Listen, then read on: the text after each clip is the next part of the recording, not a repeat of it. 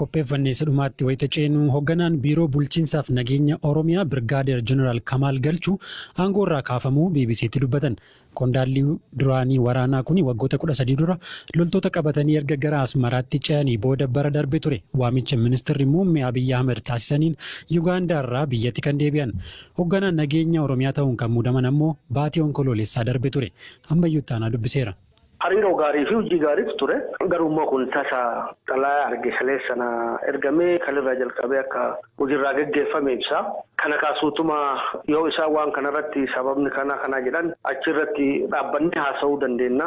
Ammaaf garuu ani haasawa tokko malee waan muka keessatti yookiin dudda duubaan isaan mana isaaniitti haasa'aniif godhaniif gaman ani hin beeku. Anaa wajji garuu sekondii takkaafillee wanti ta'e hin jiru. Kanaafuu erga kaleessaatis inni hojiin seenne? Haga kalee hojiirra ture guyyaa za'a booda xalaa arge kalirraa jedha xalaa waan ta'eefani kalee dafee odoonni ganamaan dhufe guyyaa guutuu dhiisa ture garuu immoo guyyaa guutuu kalee hojjedhe har'uma jechuudha. Murtee kana eegaa turtan isin? Eegaa ture. Waa lamaaf eegaa ture. Tokko akkaataa isaan hojii mootummaatiif hojii paartiitti hojjetan amantaa paartii kennaatis dhuunfaa kiyyaatiinis faallaadha. Nuti paartiin suduudhaan tajaajila hojii mootummaa guyyaa keessa seenuu qabaa jenneen amannu. Isaan immoo suduudhaan paartiitu guyyaa nama ramadee kakaasuu nama ofii hojjechiistuu isin gaafatanii yaada surraan fudhatanii paartii isaaniitu xalaa maxarapheeza irratti argaa oolta malee yaada itti kennitu hin jiru wanta itti beektu hin jiru yoo ka'uufillee namni beektu hin jiru. Lammaffaa caasaan hojii kanatti hojjetan caasaasiin to'atamuu miti paartiidhaaf itti gaafatamni isaa karaa maddu kakaasu kajalaallee jechuudha. Tokko kana lammaffaa sababa ramaddii kiyyaatu booda yoo hubadhu polotikaa hawachuudhaa fi akka jarmaatitti ofitti nama galchuudhaa xiqqoo ilaalcha keessa galfatee na fakkaata.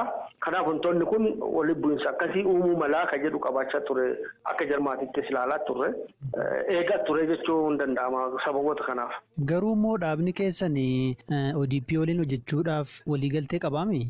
Waliigaltee yaadaa malee waliigaltee addaa mallatteessin hin qabnu rakkoo kana keessa haga ce'umsaa kanatti wal gargaarree keessa haa baanu haasawa jedhu goone. Tokko ce'umsa kana utubuudha lammatammoo haala mijaa'e kana keessa fayyadamuudhaadha.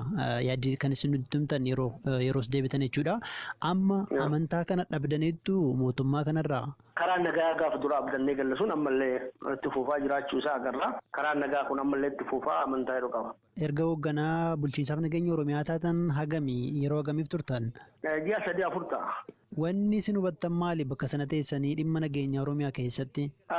Wanti ani hubadhe yoo jiraate humni nageenya Oromiyaa kunii akka humna biyya Oromiyaa sanaa fi lammii Oromiyaa hundaa fi tika nageenyaa ta'utti ijaaruu barbaachisaa. Tokkoffaa hir'inni kun baay'ee guddaa ta'uu isaa agarra.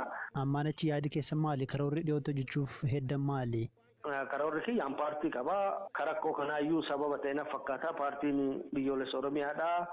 Bakka hundatti jajjabaatee hojii isaa bal'inaan hojjetaa jiraachuu isaa kan isaan sodaachisee fi tarkaanfii kanaafis kan isaan hafeera na fakkaata. Kana jajjabeessinee itti fufna nuti. Gaaffiif deebii Birgaadeer Jenaral Kamal galchuu waliin goone waan kanarraa hafe boru qaban.